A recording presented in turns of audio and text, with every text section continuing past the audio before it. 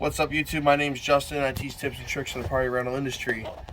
Today, I'm going to show you what a jump rope is for a tent and what it's used for. So, this is a jump rope. It's attached to the top of the tent like this. What you do is you attach it to the center pole in order to keep the tent from popping off the top of the pole. So, first thing you do when you do it, you take your rope.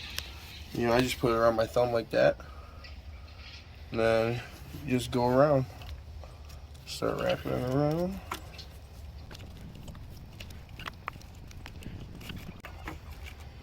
And just go layer and layer. Over, up and up and up.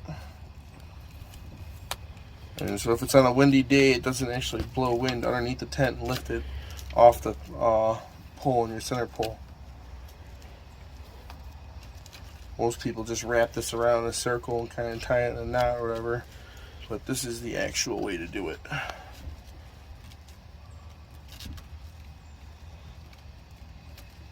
You go right here, put it through that loop you made in the beginning, and you just pull it out.